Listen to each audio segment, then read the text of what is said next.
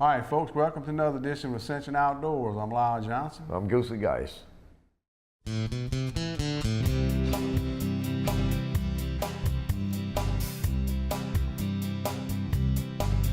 From South Louisiana, I guess I should explain. Looks like the kind of home for my kind of man. We were fishing in bayou streams and dreaming from dream to dream, flipping on what Mama Nature stored. Yeah, you won't believe the things I saw on Old Lake Maurepas. Mama Nature, you're gonna drive us all insane. For the rustle of their wings in that cold December wind brings me back to the banks of Maurepas.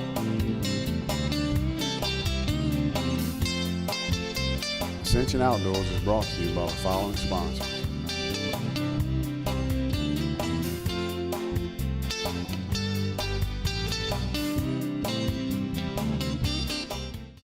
All right, man, the weather patterns seem to straighten up, but you know what that means. Hot. Oh yeah, hot, no doubt. But it does help the fishing. Yeah, and right now, as we're doing this right now tonight, Grand Isle Tarpon Rodeo's in full swing right now. And, Yeah. I hope our local residents have better luck at the Grand Isle Tarpon Rodeo than what they had at the Golden Meadow Rodeo. Right. And you're going to the Tarpon Rodeo tomorrow morning Right. to do some fishing, so I wish y'all the best of luck. But I tell you what, our local people didn't do very well in the Golden Meadow Rodeo. I was reading the results there, and that's very different than normal, because usually the Baton Rouge, East Baton Rouge, Ascension, Livingston area really does good in Really there. But good, right. there were some that did well in there, and I'm gonna read out a couple of names right now. Well, one guy that's not in our viewing area, but he always does well, a young boy, excellent fisherman, Hunter Andrews. He placed, caught two grouper, a 55 pounder and a 46 pounder. Then he went on down to the bass division. Hunter was second in the bass. He had a 115 bass and a 112 bass. Then moving on down the list there a little bit, Nicole Marshall of Dennis Springs had a 7-ounce croaker that won, actually, first place right there. 7 ounces? Yeah, that's what it says right here. And in the flounder division, we had Taylor Norris of Baton Rouge with a 1 pound, 12-ounce flounder. Then as we got on down there, Bailey Collins of Plaquemine had a 2.6 speckled trout, pretty good fish there. And then the white trout division, Caldwell Carter of Baton Rouge had like a 12-ounce white trout. Now the weather was real bad for that rodeo. You know, there was nothing weighed in from the blue water division at all in that rodeo. Somebody caught a dolphin, and that could have been caught, you know, inshore more or less, you know. Yeah, a little bit closer. Yeah, a little closer in, but it was rough weather for that rodeo then. Yeah, that was a tough rodeo because those weights are way down. Yeah, that way down from Nobody normal. got out very far for a 7-ounce croaker to win a prize. Right. Yeah, Yeah, they you're caught right that about that. along the beach there. Yeah. Somebody else might have been using that for trout bait. Well, we had some trout fishermen from over here that was fishing Didn't do too well. That was probably using some of that size for trout bait, you're but right. they might have should have weighed in the croakers. That's right. Well, but the saltwater fishing has been really good. It's been good, So, yeah. It's been good. CCA's got a good tournament going Sure. on. Probably gave the truck away and several boats already. Yeah. So it's more tag redfish probably than any one of them. Yeah, no doubt. In recent history for sure. So it's really been pretty prosperous out there in the saltwater. Like I said, when the weather's good, they've been wearing them out. Yeah. Well, you was talking about the heat just a minute ago, but it looked like you had a chance to get away from the heat for a little while here recently. Yeah, it was pretty neat. Deb and I got a chance to make a trip to Alaska, and that's what our show is going to be about today. And you know, we've had an opportunity to do it before because our kids and grandkids were there stationed on Austin Air Force Base, and gave us a home base to travel out of. And so we made a road trip. We put 1,625 miles on a car in 7.5 days, and about 250 in a ferry ride we took from Valdez to Whittier, which is a pretty neat experience in I bet. itself. You know, 250 miles. Oh, about a ferry ride. 6-hour ride, Cool. yeah. And anyway, we started off on a road trip to Denali National Park, you know, and got a chance actually to see Mount McKinley, which Yeah. you don't see very often because of the clouds, Right. you know, around the top of it, and 20,300 feet, and got some good pictures of it. And then, like I said, we went on down to Valdez. We did a ocean kayaking trip in the Columbia Glacier iceberg field. You know, it's about 10 miles of icebergs, and we got to paddle amongst some of the most beautiful things I've ever seen in my life, you know, and it was a pretty awesome experience. And you know, you get to see a little wildlife. You know, we saw some moose, plenty of otters, and a few sea lions, you know, different things like that. We had a pretty good time doing that. And then, you know, we went to Seward and did a sled dog ride with Mitch Seavey. He's won the Iditarod twice. Oh, really? So we was in his place, and they took us for a sled ride. And actually, the last day, really, what blew our mind was the chance we got to go fly to Mount McKinley. The last day we were there was, they said they only get 7 days like that a year. The sky did not have a puff of cloud in it nowhere around that. Yeah, that's incredible. Everything I've seen about it, usually cloudy. And so we got a chance to fly 20,000 feet up in the air, about a peak of it, and land about 8,000 feet up on the glacier and do the whole deal. So, you know, it's a lot different than Louisiana, but I promise you, Louisiana people love it because of the vastness of the outdoors, of the land they got there, and the animals and stuff. It's just unbelievable. So, Yeah, it's a wilderness. that's right. The last frontier. Yeah, there's no doubt. All right, y'all stay tuned. We'll be right back with some Alaska scenery.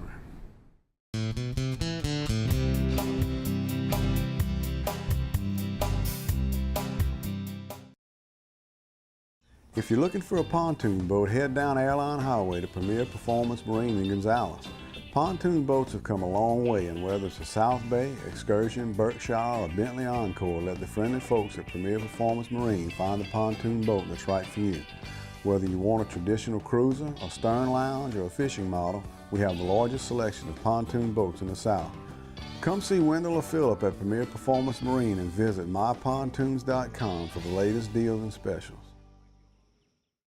Mike Anderson Seafood Restaurant right down on Highway 30. Very quality food that's available here. And, Oh, that's right. It's the broiled platter, man. It's a seafood platter, and it's got about 10 different dishes on there. Crab, shrimp, crawfish, fish. It's very good, man. I Very guess good. that must be what they're cooking right now, amongst other things, because I'm getting kind of hungry myself.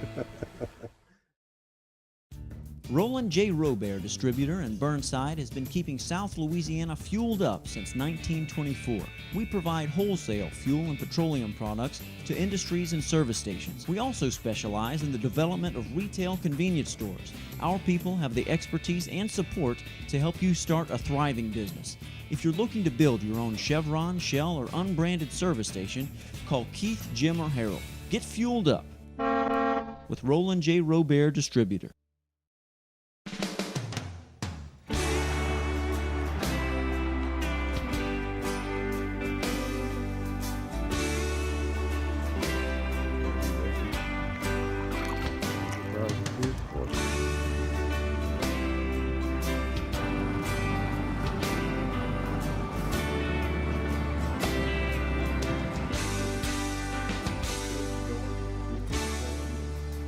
All right, this is the start of our trek here in Alaska.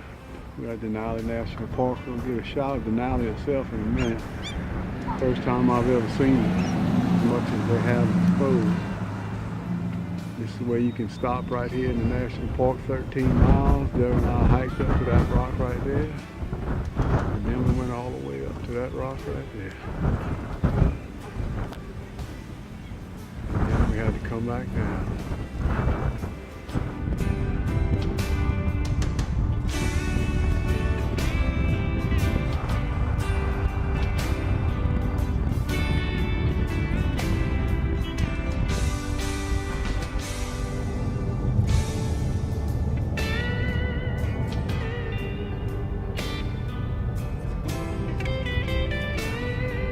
Yeah, we just left on our second day, headed to Valdez. We're right outside of Palmer, headed to Glen Allen.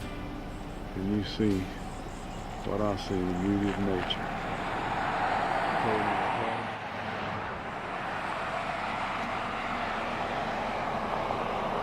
Mountains unlike anything you can know.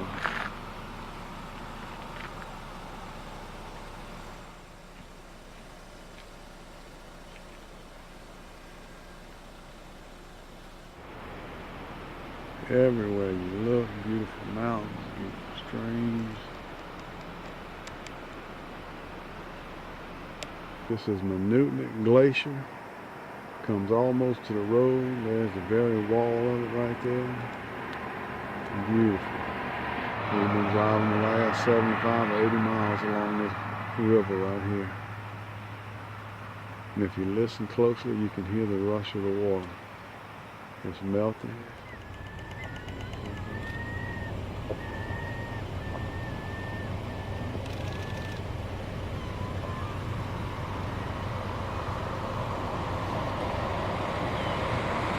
All right, folks, guess what, man? We're a long way from South Louisiana out here on Prince William Sound, really, taking a ocean kayak trip with Anador Adventures, and Captain Scott brought us out here today, and Janice will be our guide today. And so what can we expect as far as the ride out? How far are we going out? And, yeah, it's a little bit over 30 miles from Valdez out into Heather Bay, where we kayak.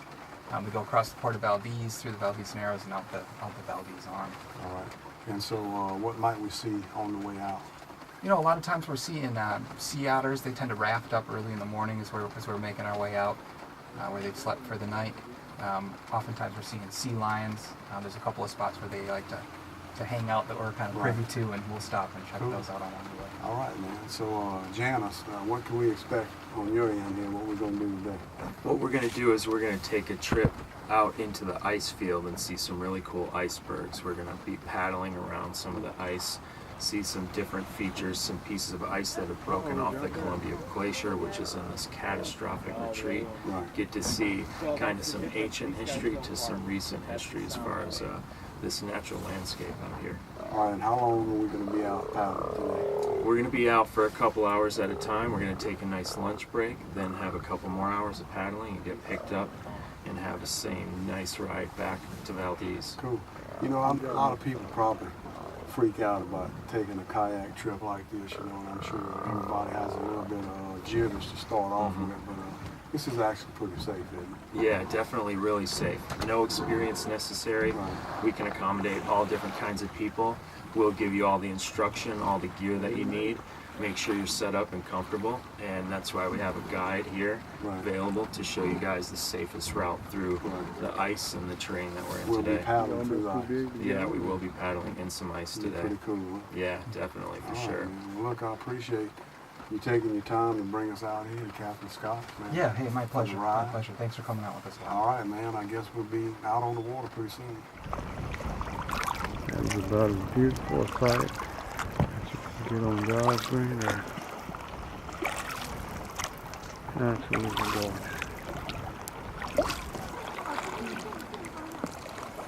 It's okay if you do it.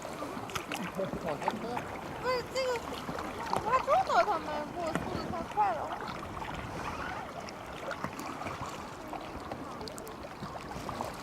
The pieces over here that you see with the dark on them, those came from on top of the glacier, especially if you see pieces with big rocks on them. So this thing is in a catastrophic retreat. So all of this stuff calved off the glacier and came from about 13 miles over that way. All the rock falling, like I mentioned, off the valley walls onto the top of the glacier, then floating over here. Some of the rocks on this island are called glacial erratics. They got brought down by the glacier. The rocks fell on the glacier and the icebergs moved them around. This happens all over the world. It happened a lot more during that last ice age. Look at even right here how this rock's ground and then it's not ground over here. So the glacier came all the way over this. We waited the rain out for a little while this morning. I'll tell you, the sun is shining on this group here. We're seeing all this ice from the Columbia Glacier. It is absolutely gorgeous. We got a 3 kayak group along with our guide. y'all getting to see some gosh, beautiful stuff here. I've never seen anything like this close. It is absolutely gorgeous.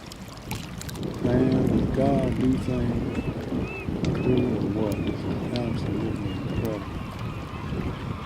This group here has got to experience some stuff not everybody gets to see. Absolutely beautiful.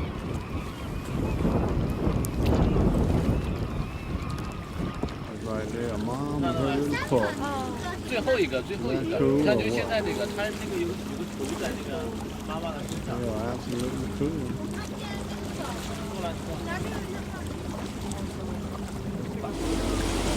Mama cat and baby.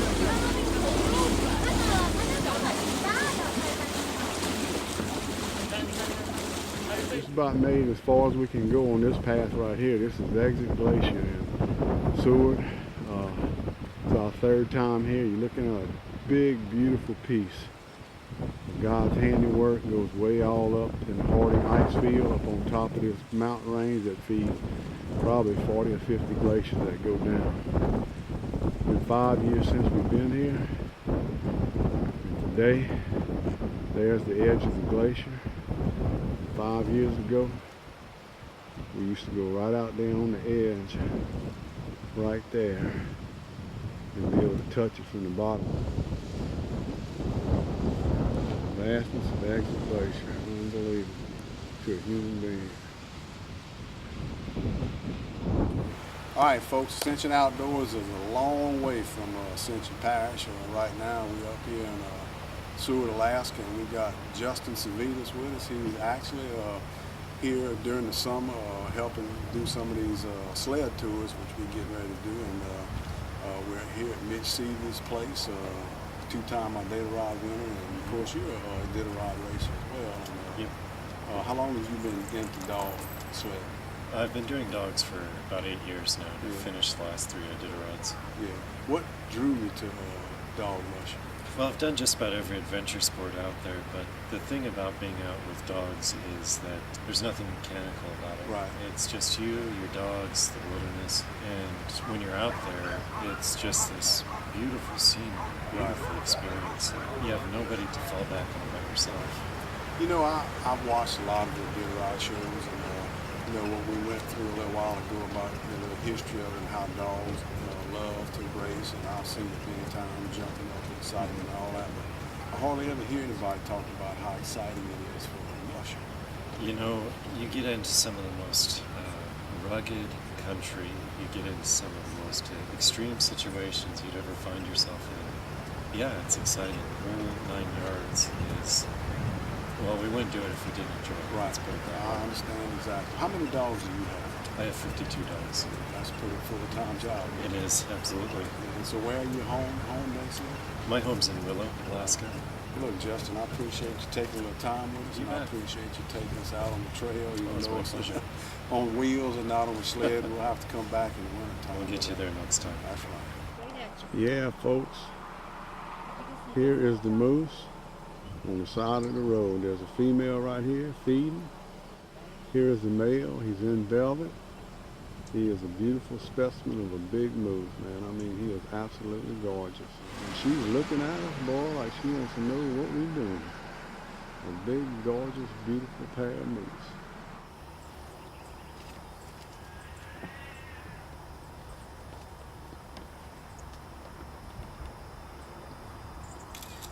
An awesome sight to see.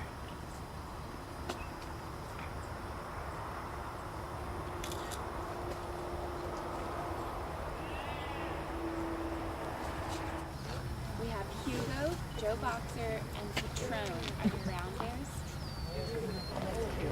So Hugo was brought here by 2 men who were riding snow machines in November of 2000.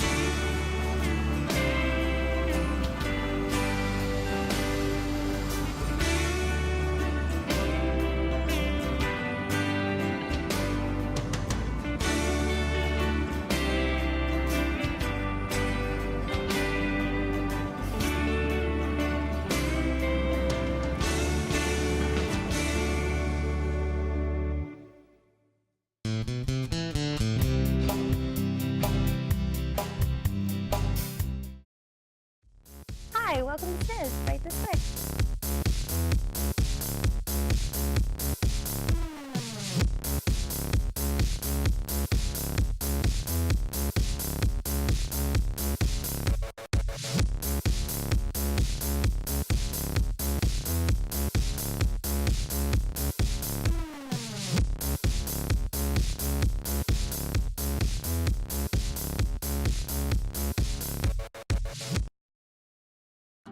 Whether it's keeping you warm through the winter, helping you get dinner on the table, or making sure your fresh catch is fried just right, Ferrellgas makes your house a home. Our dependable nationwide network ensures you have propane when you need it. When choosing a propane supplier, you want the right partner. Ferrellgas employees live right here in Louisiana, so they understand the needs that you have as a home propane user. Join the Ferrellgas family today. The Louisiana Wildlife Federation has been protecting fish and wildlife habitat for over 70 years, increasing access for outdoorsmen and working with the legislature for fair hunting and fishing policies. But we need your help. Join LWF as a member today and let lawmakers hear your voice. Your membership dollars go toward protecting and restoring Louisiana's natural resources. It's easy. Go to lawildlifefed.org and make your tax-deductible donation today.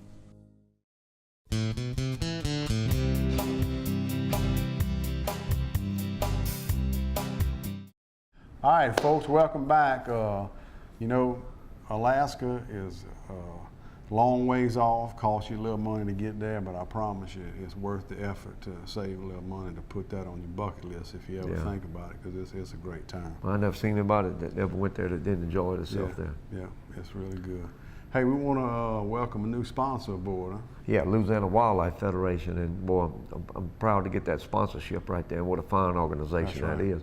And you become a member of the Louisiana Wildlife Federation by something as simple as joining an affiliate club such as the Ascension Sportsman League, or you can just become there's several other membership options right there with Louisiana Wildlife Federation. And Louisiana Wildlife Federation covers a very broad base of outdoor adventures, in other words, their pledge is, I give my pledge an American safe and faithfully defend from waste natural resources of our country, air, soil, minerals, forest, waters, and wildlife.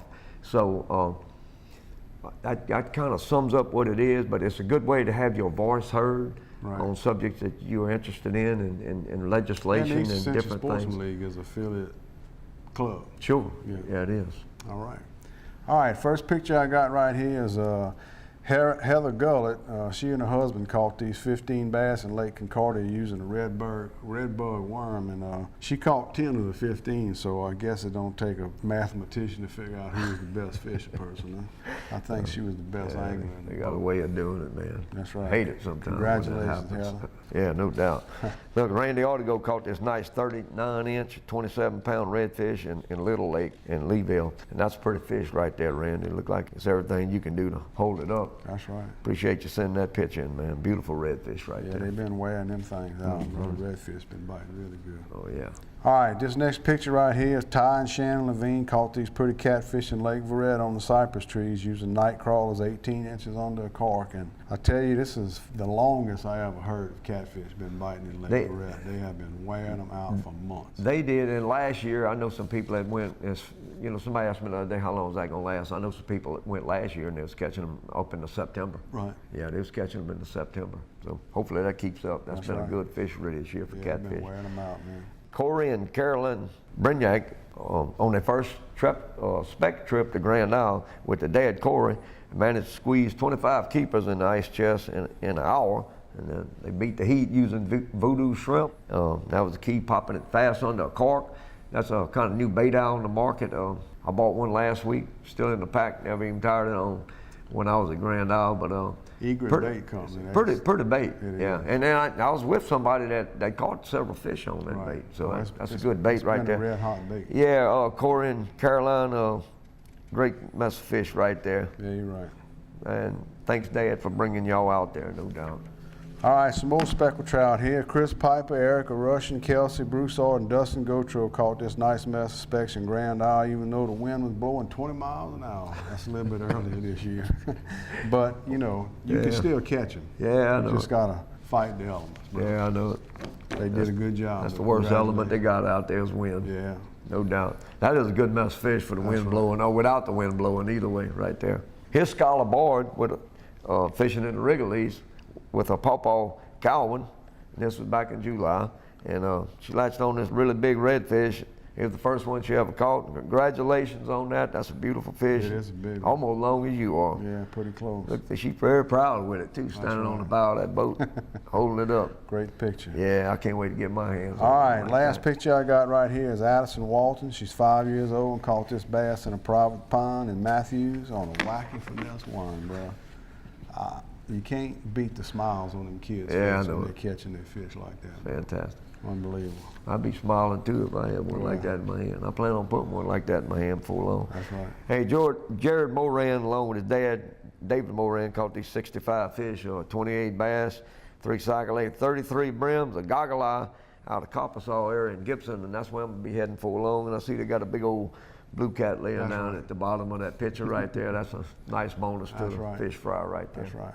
Hey, we want to thank all of our sponsors that help make our show what it is. You know, we can't make it without them. Snow Seafood, Robert Distributors, Ascension Equipment, and Mike Anderson Seafood. Feral Gas. Feral Gas has been Louisiana Wildlife Federation now. Premier Performance Marine. Get your party boys, bro. Yeah. That's the party boy store in Louisiana. That's they're a better fishing boat than what most people. But that's starting to catch on right there. Yes, it is. That's starting to catch on. Getting real popular because it's easy to do. No doubt. All right, folks, we really appreciate y'all tuning in. We'll see you next time on Ascension Outdoors.